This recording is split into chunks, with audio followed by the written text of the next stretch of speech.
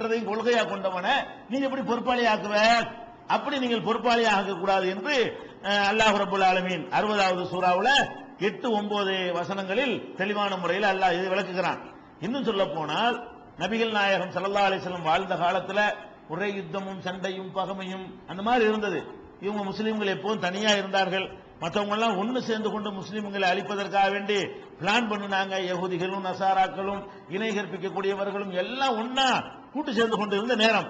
அந்த நேரத்தில் அல்லாஹ் சொல்லி காட்டுகிறான், ஒயின் அஹதும் மினல் முஷ்ரிக்கீன் அஸ்தஜாரக, இணை கற்பிக்கக்கூடியவர்கள், அதாவது மாற்று மதத்தில் உள்ளவர்கள், முகமதே மாற்று மதத்தில் உள்ளவர்கள் உம்மிடத்தில் அடைக்கலம் தேடி வந்தால் ஃபஅஜிருஹு, அவருக்கு அடைக்கலம் கொடு.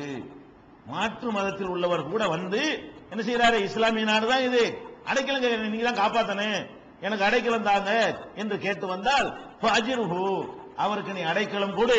ஹத்தா யஸ்மா கலாம் அல்லாஹ், அடைக்கலம் கொடுப்பதன் மூலமாக அல்லாஹ்வுடைய வார்த்தைகள் அங்க தங்கி இருக்கும். 4 வார்த்தை கேட்பாரா இல்லையா? அல்லாஹ்வுடைய வார்த்தைகள் அவர் கேட்கட்டும். பிறகு சும்மா அப்லிகுஹு மஅமனஹு, பிறகு அவருக்கு பாதுகாப்பான இடம் எதுன்னு பார்த்து அங்க அவர் அனுப்பி வச்சிருங்க. ذَلِكَ بِأَنَّهُمْ قَوْمٌ لَا يَعْلَمُونَ, அவங்க விளங்காத மக்களா இருக்கிறதுனால என்ன செய்யறாங்க? மாற்று முகாம்ல இருக்கிறாங்க.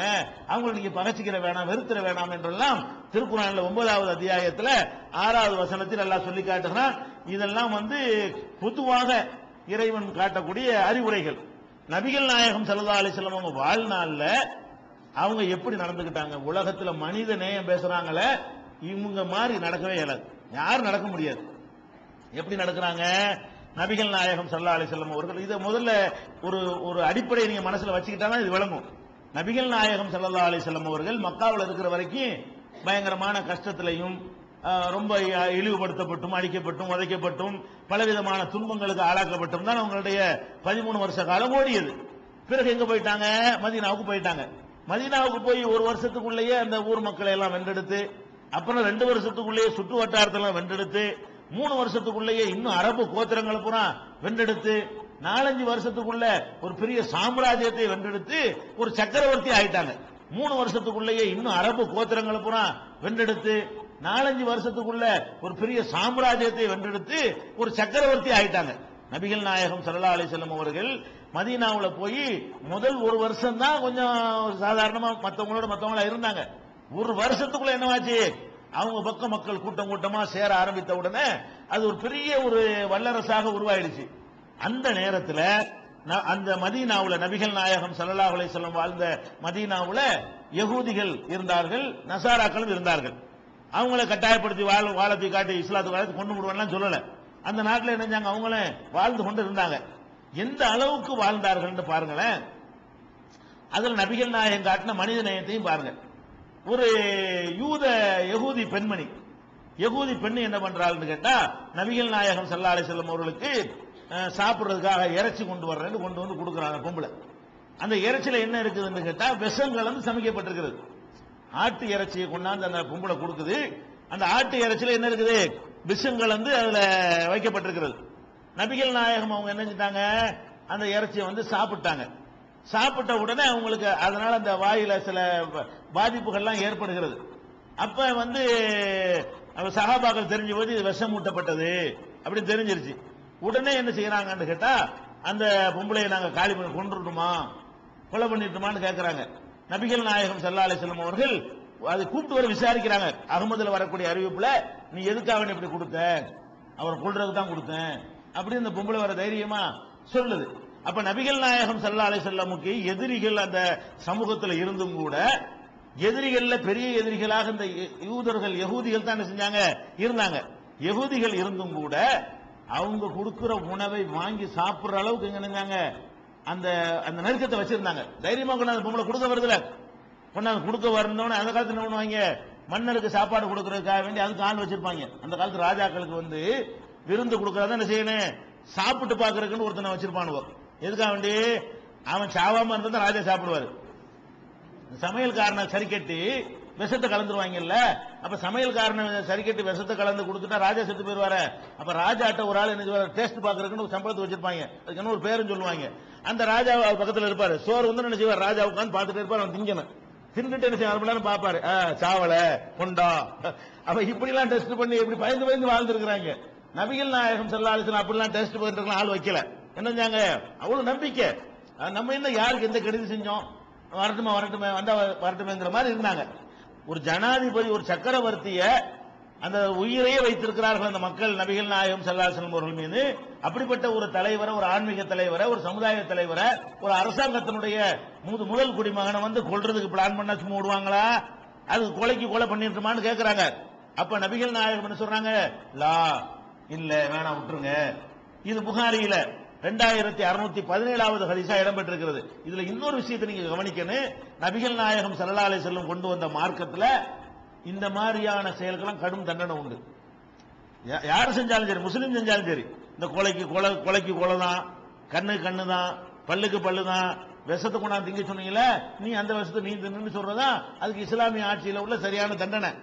ஆனால் தன் சம்பந்தப்பட்டது வரும்போது பாருங்க, இதுவே வேற ஆளுக்கு செய்யப்பட்டிருந்தால், வேற ஆள் செஞ்சிருந்தால் அந்த நியாயத்தை வழங்கியிருப்பாங்க. நபிகள் நாயகத்தினுடைய அந்த மனித நேயம் எந்த அளவுக்கு அளவு கடந்து இருந்தது என்று சொன்னால், தன்னை கொல்ல வந்ததுன்னு தெரிஞ்ச உடனே மன்னிக்கிறாங்க. மன்னிச்சுட்டா தண்டனை கிடையாது.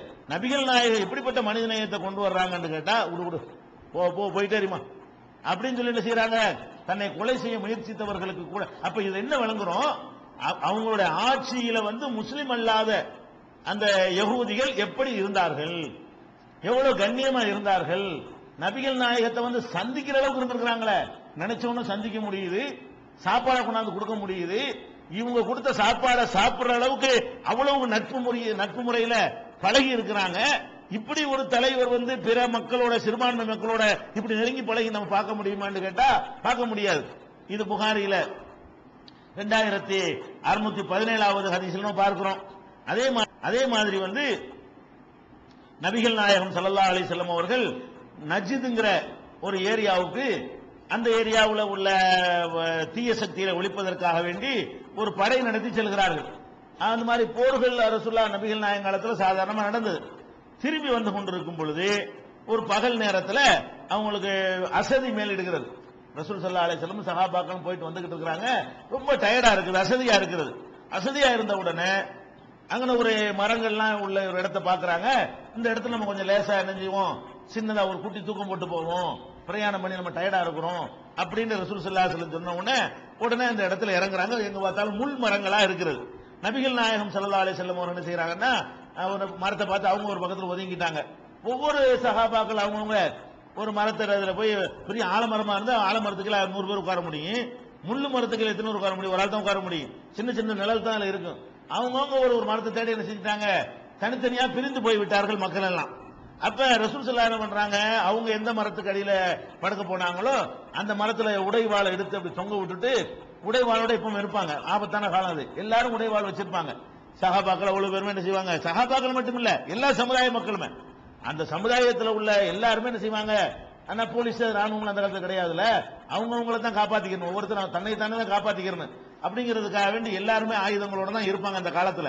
அப்ப அந்த வாழை எடுத்து என்ன செய்யறாங்க, மரத்துல தொங்க போட்டு அவங்க தூங்குறாங்க. தூங்கின உடனே என்ன செய்யறாங்கன்னு கேட்டா, அதுக்கு இடையில ஒரு சம்பவம் நடக்குது. அது ரசூலுல்லாஹ்வே சொல்றாங்க. திடீர்னு ரசூல் ஸல்லல்லாஹு அலைஹி வஸல்லம் வந்து எல்லாம் வாங்க வாங்கன்னு சத்தம் போடுறாங்க. சஹாபாக்கள்லாம் அலறி அடிச்சுக்கிட்டு வந்தா ஒரு ஆளை பிடிச்சி வச்சிருக்காங்க ரசூல் ஸல்லல்லாஹு அலைஹி வஸல்லம். ஒரு ஆள் பக்கத்துல என்ன செய்யறாங்க, பிடிச்சி வச்சிருக்காங்க. என்ன மேட்டர்ன்ற உடனே இந்த ஆளு அந்த பிடிச்சி வச்சிருக்காங்கல்ல, அந்த ஆள் யாருன்னு கேட்டா மாற்று மதத்துக்காரரு. அந்த ஆள் என்ன பண்ணிருக்காருன்னு கேட்டா, வந்திருக்காரு கொல்றதுக்காக வரல, அவர் வந்திருக்கிறாரு. வந்தவன படுத்து கிடக்கிறதும், வாள் கரெக்டா ஆயுதத்தை வச்சு ரெடியா தொங்க விட்டுருக்கிறது பார்த்தாரா, நல்ல சந்தர்ப்பம் இது, இவர் முடிச்சிருப்போன்னு திடீர்னு ஒரு பிளான் பண்றாரு. பிளான் பண்ணி விரட்டிட்டு வந்த ஆள் கிடையாது. அந்த பகுதியை சேர்ந்த ஒருத்தர் நபிகள் நாயகத்தினுடைய மார்க்கத்தை வெறுக்கக்கூடியவராக இருந்தாரு. முகமது நம்ம ஒழிக்கணுங்கிற மனசுல வெறுப்பு இருந்திருக்குது. அந்த வெறுப்பை பயன்படுத்தி என்ன செய்யறாருன்னு கேட்டா, அந்த வாளை எடுத்துக்கிட்டு முகமதே உன்னை கொன்றுவேன் அப்படின்னு சொல்லிட்டு, தொமை யமுனாவுக்கு மின்னி என்கிட்ட உன்னை யார் காப்பாற்ற முடியும்னு கேட்கிறாரு. நபி ஸல்லல்லாஹு அலைஹி வஸல்லம் அப்படி சாவகாசமா எந்திரிச்சு உட்கார்ந்து என்ன செய்யறாங்க, அல்லாஹ்ங்கறாங்க. யார் அல்லாஹ் தான் காப்பாத்துவான், வேற யாரை காப்பாத்துவார் அப்படின்ற உடனே அவன் ஆச்சரியப்படான். அந்த ஆள் என்னது, கையில வாள் எடுத்து வச்சு ரோந்தல் தனியா தான் இருக்கிறாரு, மற்றவங்க தூரத்தில் இருக்கிறாங்க, சத்தம் போட்டா கூட ஆளை காலி பண்ணணும் சேர முடியும். அவங்க என்னதான் சத்தம் போட்டாலும் தலையை சீவன தான் ஆட்கள்லாம் வந்து சேர முடியும். அவ்வளவு தூரத்தில் அங்க மக்கள்லாம் பிரிந்து கிடக்குறாங்க. இந்த ஆள் கொஞ்சம் கூட பயப்படாம ரொம்ப சாதாரணமா நிதானமா அல்லாஹ் தான் காப்பாத்துவான. அந்த சொல்லுல என்ன நடக்குதுன்னு கேட்டா, அந்த ஆள் நடுங்கி போயிட்டாரு. என்ன இவ்வளவு போல்ட்டா இருந்தா சாதாரண பயந்து நடுக்குவார்னு பார்த்தோம், இல்லப்பா என்ன விட்டுருப்பா அப்படின்னு சொல்லுவாருன்னு நினைச்சவன் ஆள் எடுக்கிறான். நபிகள் நாயகம் என்ன பண்றாங்க, சாதாரணமா சொன்ன உடனே அந்த ஆள் நடுங்கி போய் கையில உள்ள வாழை கீழே போட்ட உடனே டக்குன்னு உடனே சுதாரிச்சுன்னு செய்யாங்க. ரசூல் ஸல்லல்லாஹு அலைஹி வஸல்லம் வாழை எடுத்துட்டு இப்ப உன்னை யார் காப்பாத்துவா, நீங்க தான் காப்பாத்தணும். அவன் என்ன செய்யறான் அந்த ஆளு, நீங்க தான் காப்பாத்தணும். உடனே பிடிச்சி கட்டி போட்டு அப்புறம் கூப்பிடுறாங்க பாருங்க.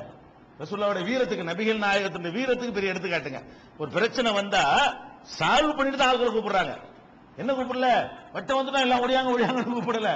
அந்த ஆளை எப்படி பேஸ் பண்ணுவோம், தன்னந்தனியா ஒண்டிக்கு ஒண்டி பேஸ் பண்ற அளவுக்கு ரொம்ப ஆரோக்கிய திரகாத்திரமான ஆளு ரசூல் ஸல்லல்லாஹு அலைஹி வஸல்லம். அந்த மாதிரியான வாள் சண்டையா இருந்தாலும் சரி, வாகன குதிரைகளை ஏறி சவாரி செய்யறதா இருந்தாலும் சரி, அதுல எல்லாம் ரொம்ப